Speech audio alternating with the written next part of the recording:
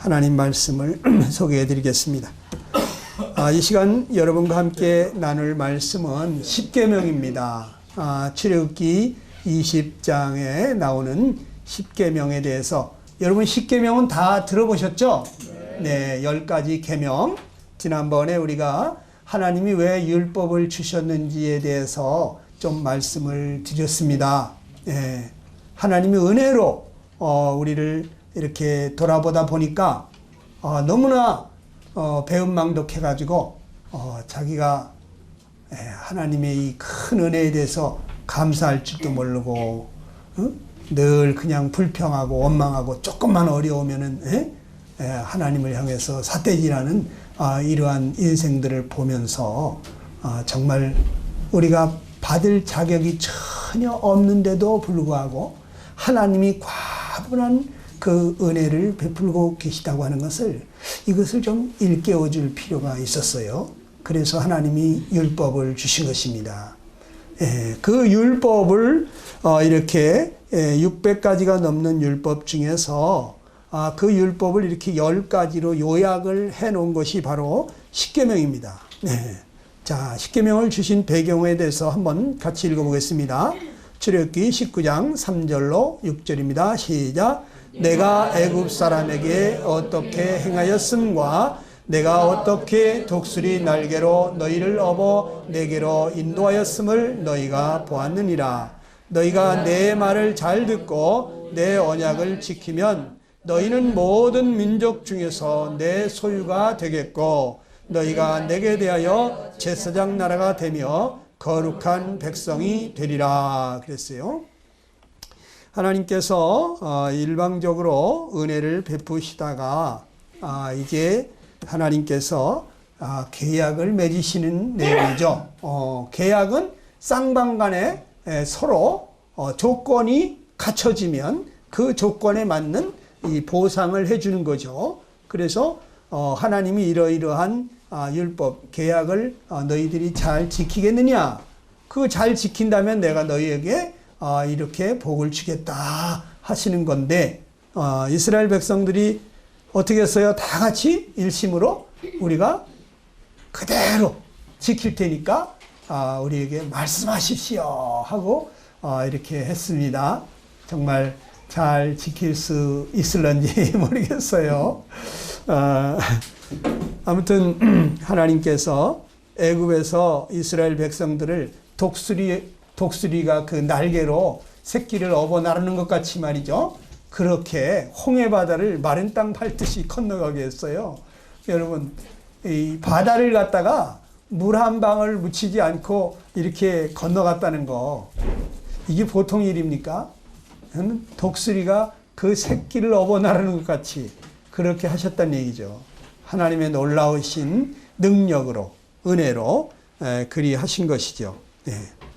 너희가 내 말을 잘 듣고 내 언약을 지키면 너희는 모든 민족 중에서 내 소유가 되겠다. 이건 무슨 뜻이라 그랬어요? 너희는 나의 보물이 되겠다. 이런 뜻이라 그랬죠. 우리를 눈동자와 같이 지키시겠다. 이런 얘기가 되겠죠. 너희가 내게 대하여 제사장 나라가 된다. 이것은 하늘과 땅 사이에 교통하는 통로가 되는 거죠. 우리 인생들을 하나님 앞에 나아갈 수 있도록 하는 제사장, 또 하늘의 복을 이 땅에 부어주는 그러한 파이프와 같은 역할을 하는 제사장의 나라가 될 것이다.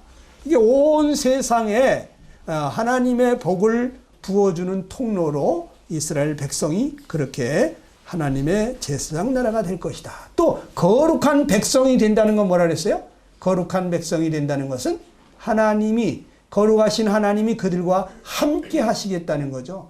그들과 임재하시면서 동행하시면서, 그러면 부족함이 있겠어요, 없겠어요? 부족함이 없는 거죠. 이러한 복을 너희가 얻을 것이다. 어떻게 하면? 너희가 내 말을 잘 듣고 내 언약을 지키면 그렇게 된다 그랬어요. 자, 계명을 지키는 자가 받을 복에 대해서 신명기 28장에 잘 나와 있는데 제가 일부분만 한번 같이 보도록 하겠습니다. 다 같이 한번 읽어볼까요? 시작.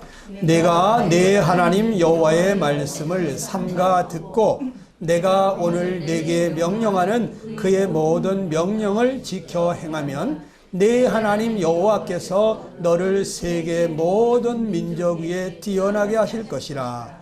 내가 네 하나님 여호와의 말씀을 청종하면 이 모든 복이 내게 임하며 내게 이르르니 성읍에서도 복을 받고 들에서도 복을 받을 것이며 내 몸의 자녀와 내 토지의 소산과 내 짐승의 새끼와 소와 양의 새끼가 복을 받을 것이며 네 광주리와 떡반죽 그릇이 복을 받을 것이며 내가 들어와도 복을 받고 나가도 복을 받을 것이니라.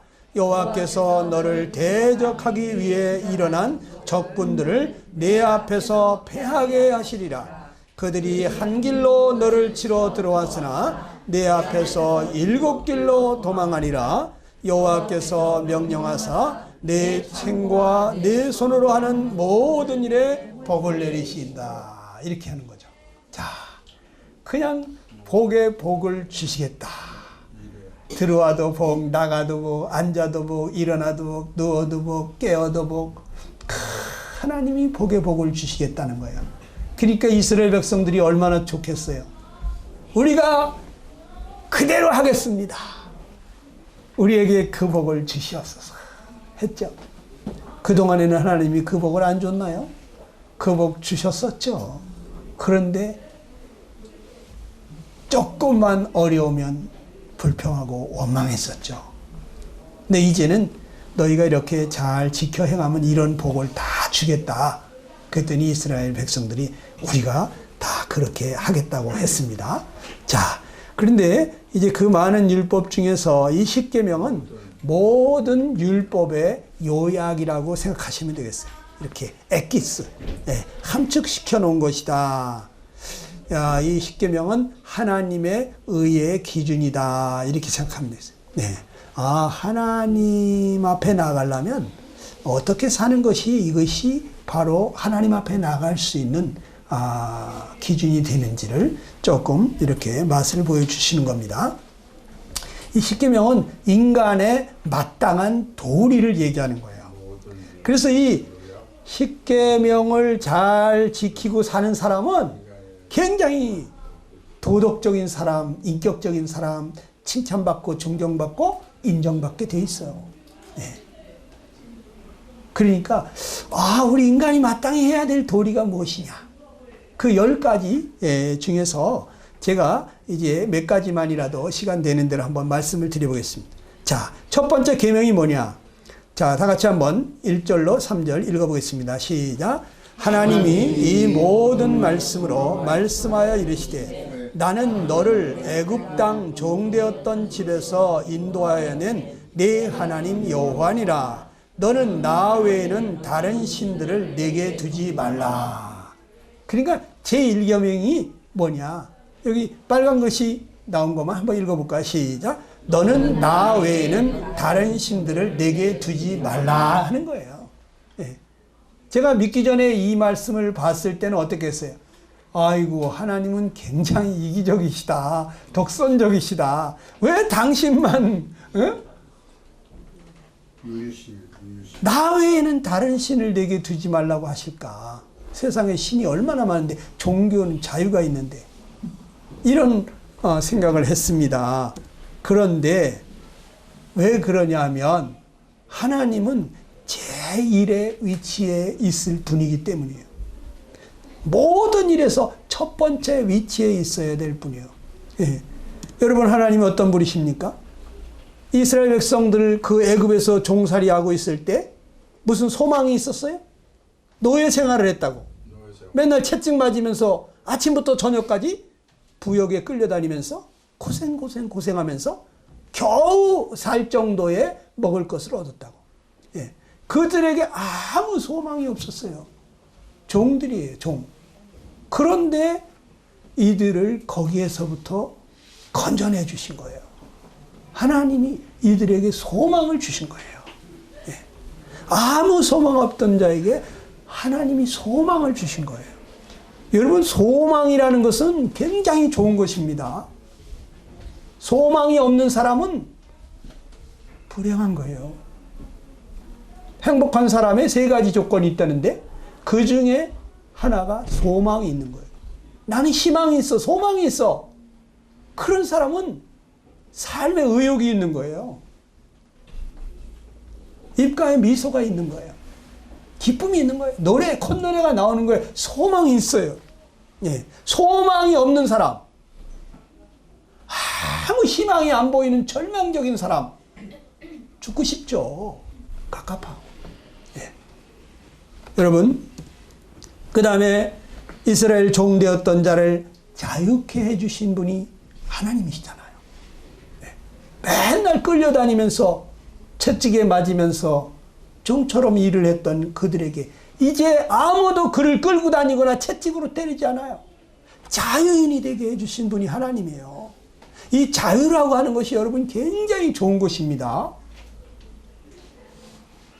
여기 6.25 전쟁 겪으신 분들, 공산당 치하에서 고생해 보신 분들은요, 이 전쟁을 아주 끔찍하게 생각합니다. 특별히 공산당이 다스리는 그 정치, 그 자유가 없는, 그걸 아주 너무너무 치가 떨리게 힘들어합니다. 여러분. 그런데 이제 아무도 억압하지 않는, 아무도 감시하지 않는, 아무도 고문하지도 않고 채찍으로 때리지도 않고 이 자유인이 되게 해주신 분이 하나님이에요. 네.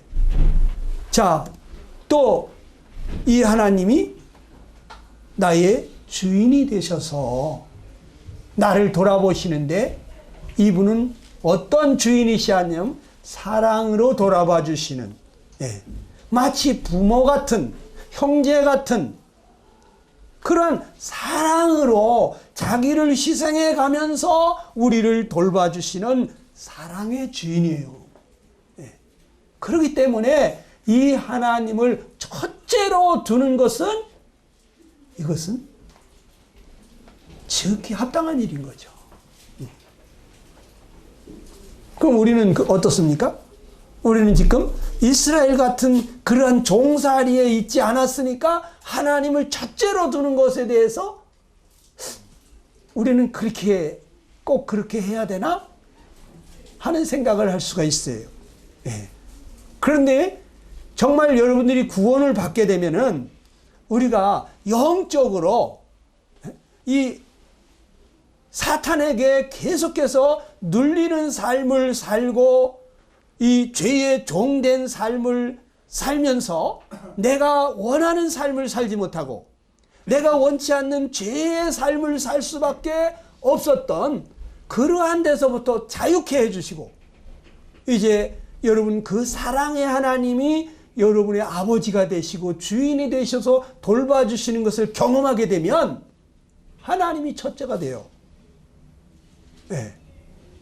그 지금 영의 말씀을 하는 거예요. 여러분들은 지금 구원을 받아야 된다는 것은 뭐냐면 영적인 구원을 받아야 되는 거예요. 여러분의 영혼이 자유하지 못하잖아요.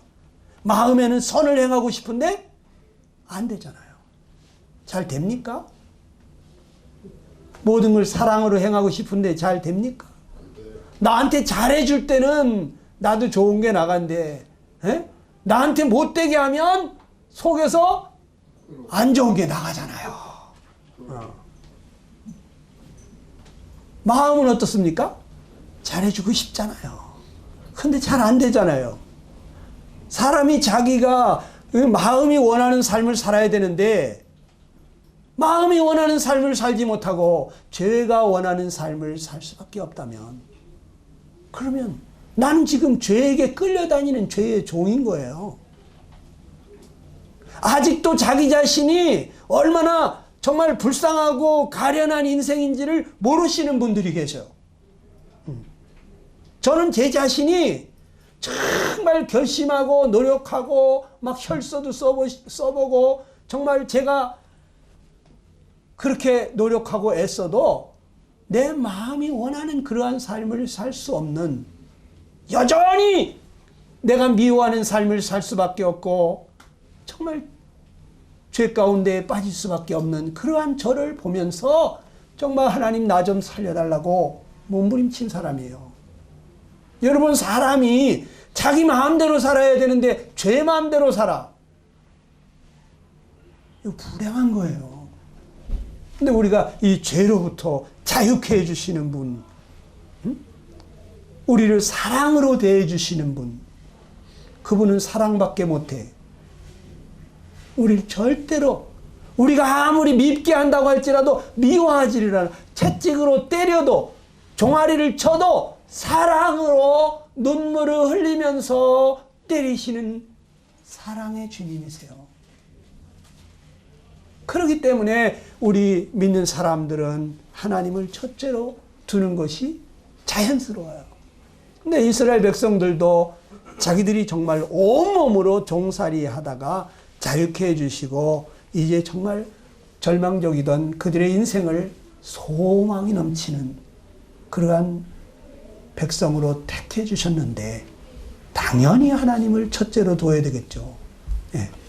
자, 하나님은 이사야 45장 5절에 이렇게 말합니다.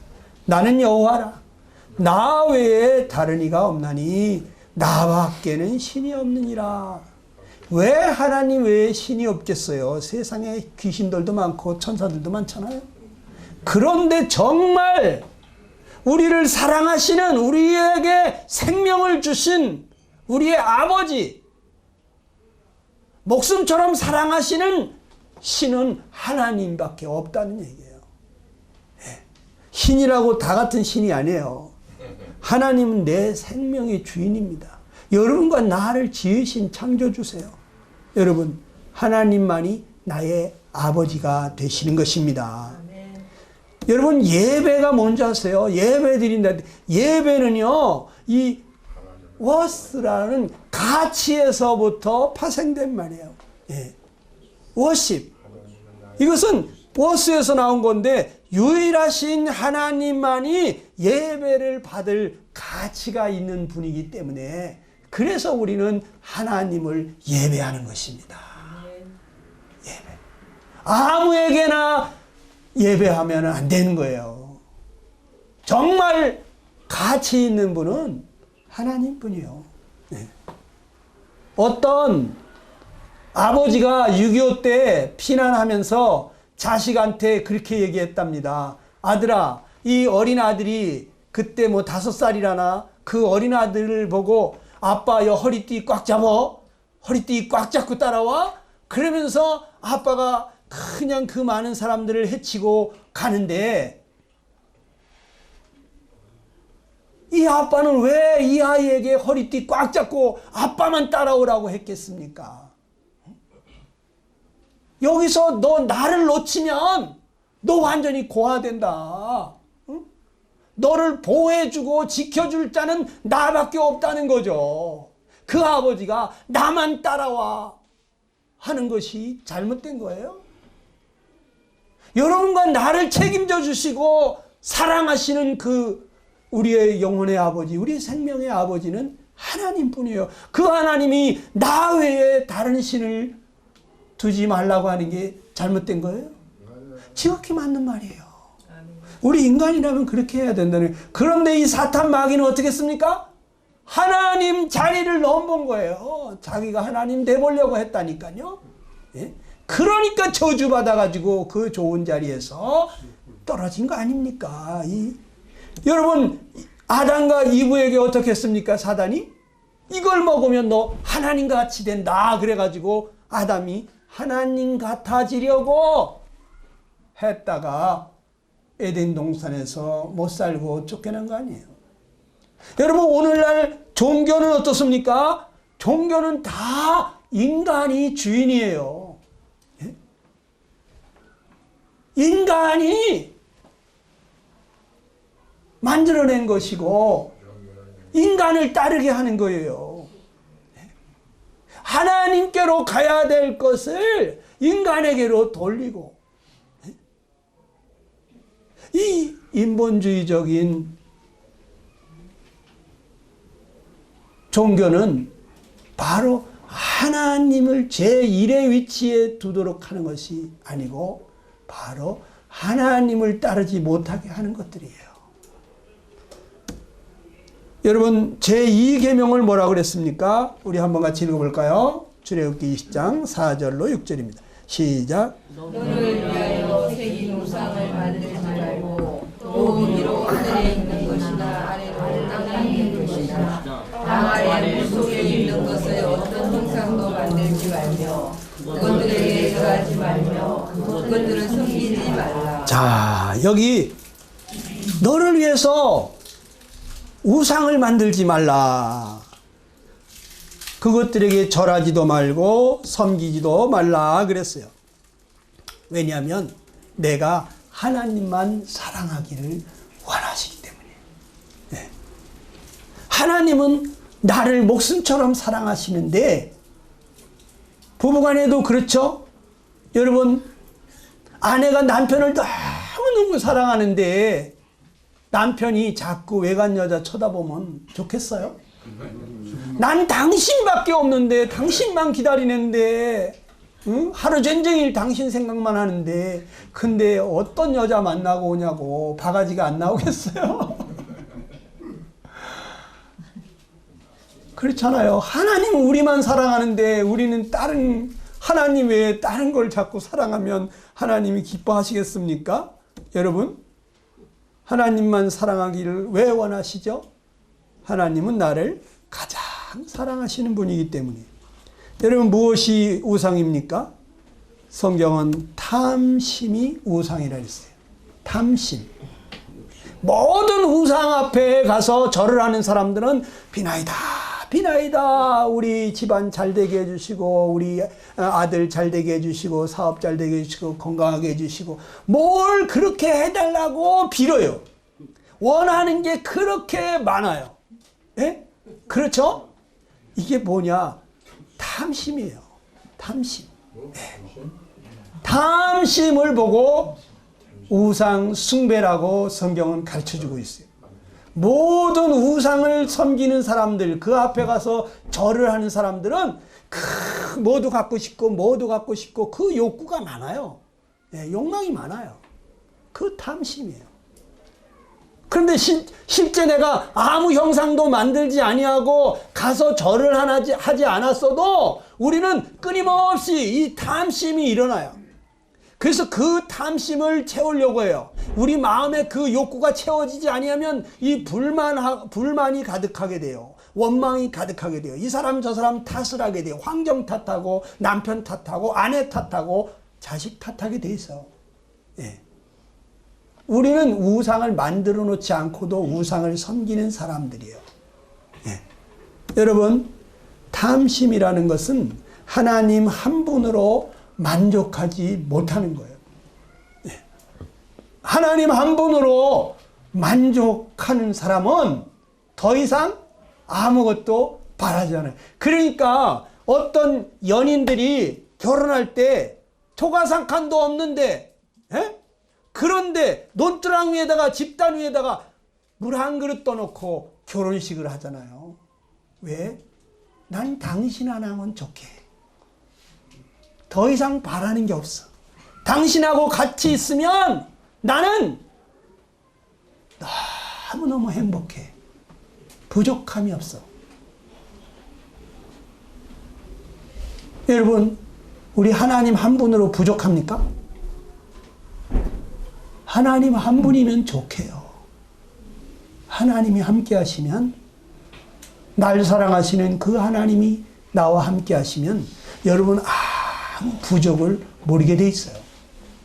이거 경험하셔야 돼. 자, 이사야 42장 8절 시작. 나는 여호와이니 이는 내 이름이라. 나는 내 영광을 다른 자에게, 내 찬송을 우상에게 주지 아니하리라 그랬어요. 예배를 받으실 분은 하나님 분이다. 제1계명은 우리가 첫째로 두어야 될 분이 하나님이라는 거예요. 제2계명은 우리가 예배를 드려야 될, 우리가 사랑해야 될 그분은, 섬겨야 될 분은 하나님 분이라고 가르쳐 주시는 거예요. 신명기 4장 15절로 18절입니다. 시작. 여호와께서 호렙산 불 가운데 너희에게 말씀하시던 날에 너희가 어떤 형상도 보지 못하였은즉 너희는 깊이 삼가라. 어떤 형상이든 우상을 새겨 만들지 말라. 시내산에 하나님이 강림하셔서 이스라엘 백성들에게 말씀하실 때 어떤 형상으로 오셨습니까? 형상으로 오지 않았어요. 하나님을 어떤 형상으로 대체할 수가 있습니까? 금송아지로 다이아몬드로 만든 송아지라면 하나님이라고 할 수 있을까요? 어림없어요. 네. 그 무엇으로도 하나님을 대체할 만한 형상은 없어요. 그래서 아무 형상도 만들지 마라. 땅 위에나 땅 아래나 물속에나 하늘 위에나 그 어떠한 형상도 만들지 말라. 하나님은 어떤 형상으로 대체할 만한 분이 아니다. 그분은 상천하지 하나님, 무소부지하신 하나님, 전지전능하신 하나님. 여러분, 그 하나님을 무슨 형상으로다가 이게 우리 하나님이라고 할 수가 있겠어요? 그러니까 그런 거 만들지도 말고 그 앞에 절하지도 말고. 네. 자, 제3계명은 무엇입니까? 다 같이 시작. 너는 내 하나님 여호와의 이름을 망령되게 부르지 말라. 여호와는 그의 이름을 망령되게 부르는 자를 죄 없다 하지 아니하리라 그랬어요. 하나님의 이름을 이 망령되게 부르면 이것이 죄가 되는 것입니다. 하나님은 지극히 존귀한 분이시기 때문에 그 이름을 부를 때도 우리가 사랑과 존경의 마음으로 불러야 하는 거예요. 우리가 정말 사랑하는 사람, 우리가 정말 존경하는 사람, 막말하지 않죠. 그죠? 네. 아무렇게나 부르지 않습니다. 네. 여러분, 하나님은 어떻게 불러야 될까요? 우리가 하나님의 이름을 아무렇게나 불러서는 안 된다는 거예요. 여러분, 경건이라는 것은, 경건하다고 하는 것은 마땅히 드려야 될 존경을 드리는 것을 보고 경건이라고 해요. 내가 이러한 말을 하면 하나님을 존경하는 사람으로서 지금 하나님 앞에서 내가 이런 말을 하면 하나님이 기뻐하실까? 아이고, 내가 참 무례하구나. 하나님 앞에서 내가 이런 말을 하면 안 되지. 그래서 어느 곳에서나 하나님이 보고 있기 때문에 말도 조심하고 행동도 조심하고 마음 쓰는 것, 생각하는 것까지도 하나님 내 마음을 다 보고 계신데 참 내가 이런 마음을 가지고 있으면 하나님이 기뻐하시겠나. 그래서 얼른 잘못했어요. 하나님 죄송해요 하고 내려놓는 사람, 이러한 사람이 경건한 사람이에요. 하나님이 받으심직한 사람이에요. 그러나 이 불경스러운 사람은 하나님이 아니라 사람만 안 보이면 무슨 짓이든지 하는 거예요. 사람만 안 보이면 무슨 짓이든지 하는 거예요. 그래서 정말 하나님 경외하는 경건한 사람들은 생각만 잘못해도 내가 왜 이런 생각을 하지? 아유, 주님 죄송합니다. 그 생각을 고쳐먹는 거예요. 이러한 사람이 바로 사람다운 사람, 하나님이 사랑하는 사람이에요. 망령되게 말한다는 것은 헛되이 함부로 경솔하게 말하는 것입니다.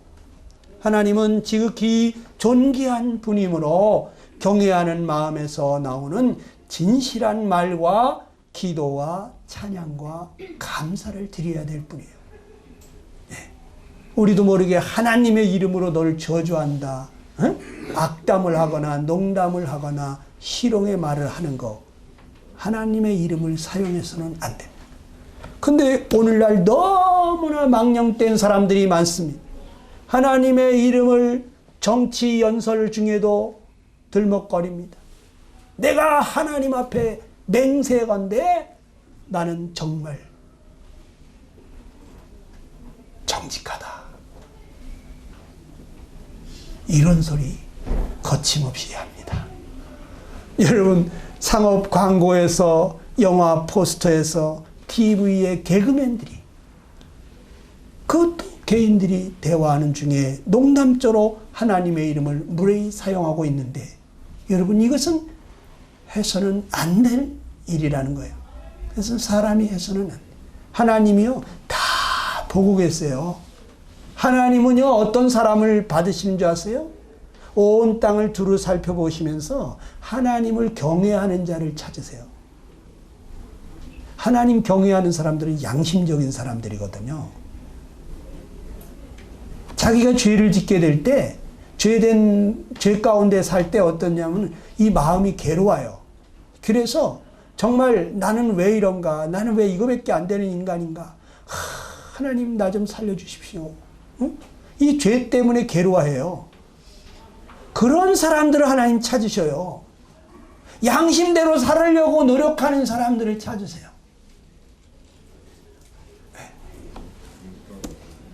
자, 제4계명은 무엇입니까?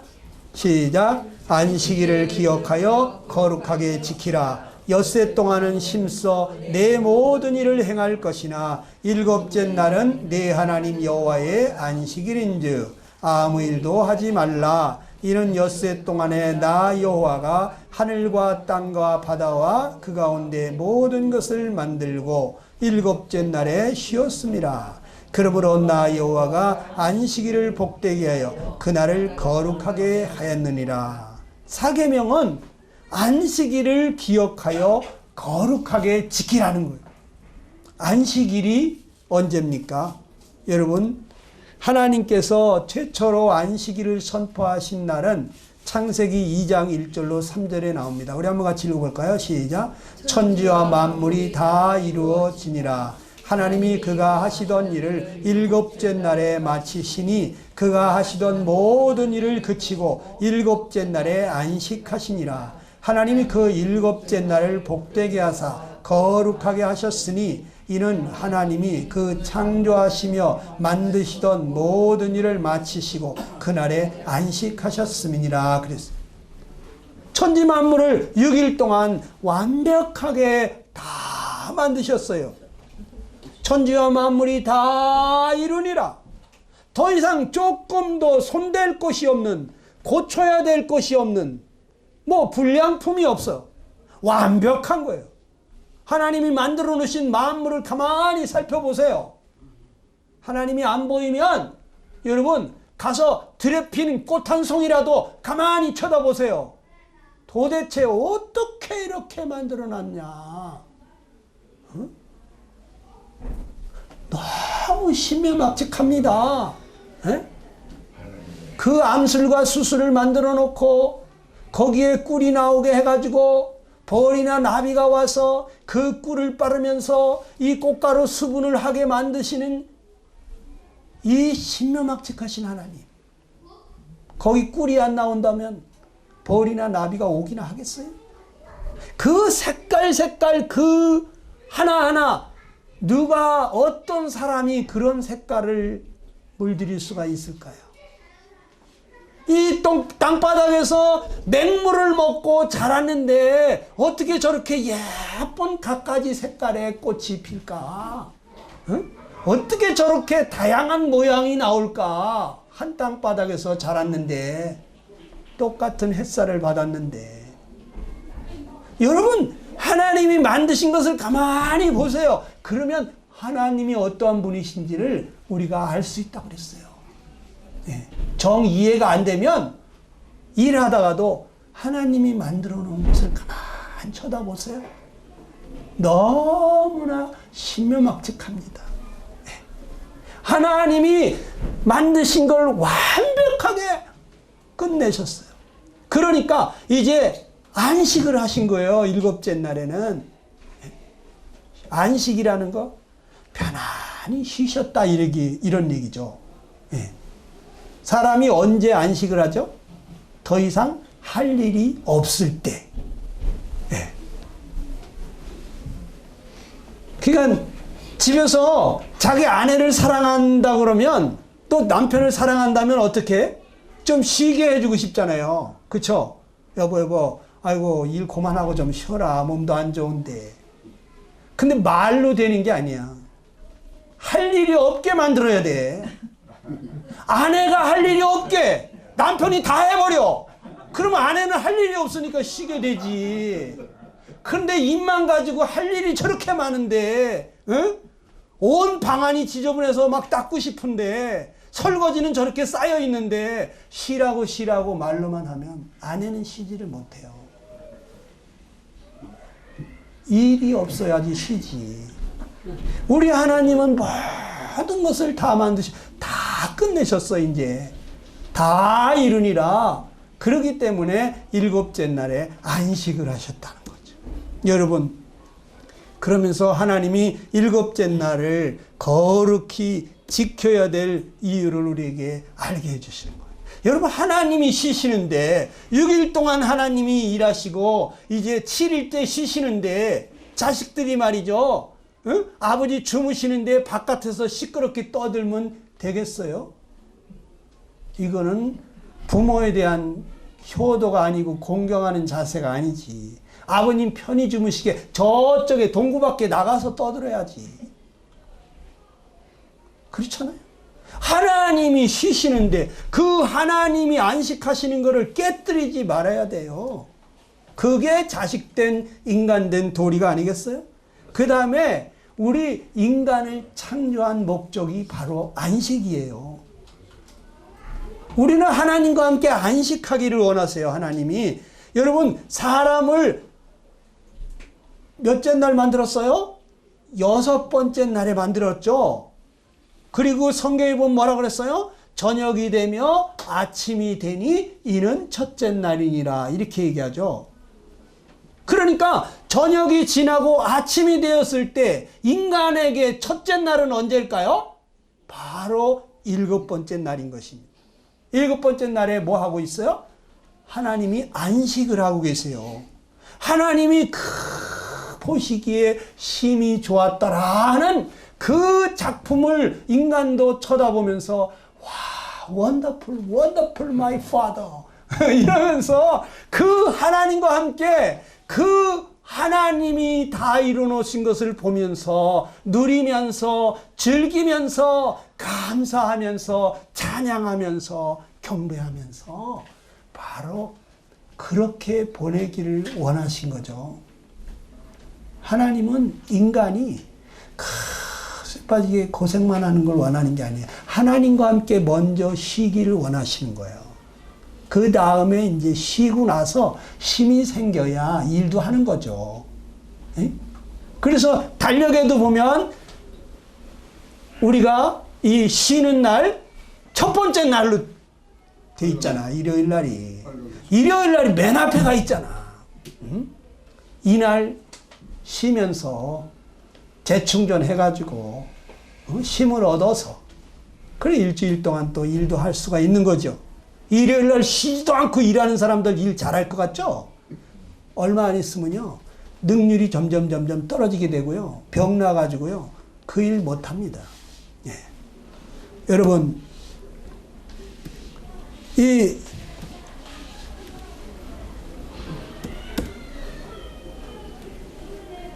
자 이제 말씀을 마쳐야 될 모양인데, 하나님이 우리에게 원하시는 건요 안식이에요.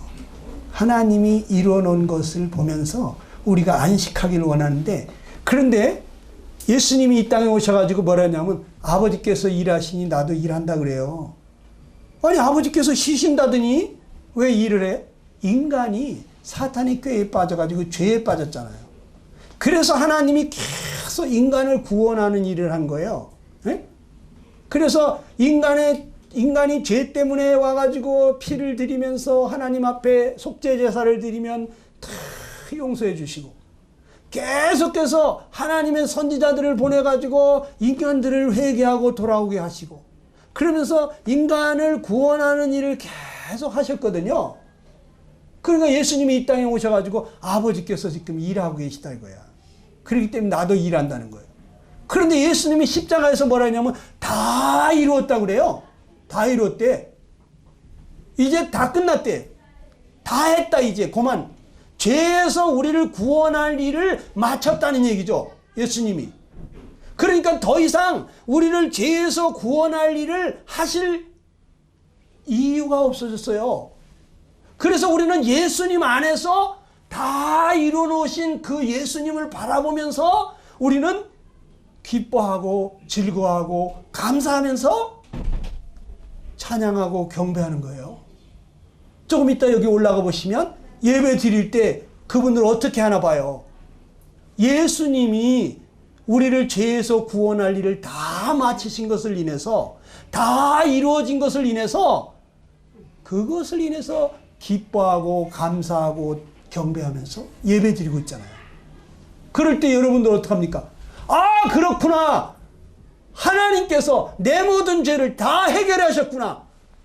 예수님을 보내서 십자가에서 다 이루셨구나. 이걸 깨닫고 같이 아멘 하시고 기뻐하시고 감사하시고 경배하시게 되기를 축원합니다. 기도하겠습니다.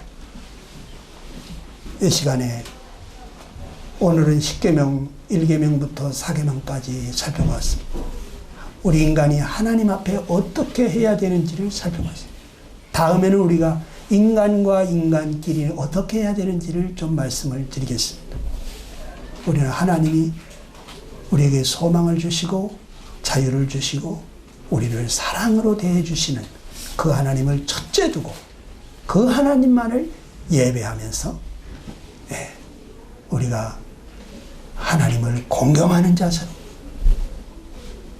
또 우리가 이 주신 하나님이 안식하게 하신 이 귀한 주일에 하나님이 우리를 위해서 하신 일을 바라보면서 감사하시고 경배하시게 되기를 바랍니다. 잠깐 여러분 주님 앞에 감사 기도하시기를 바랍니다.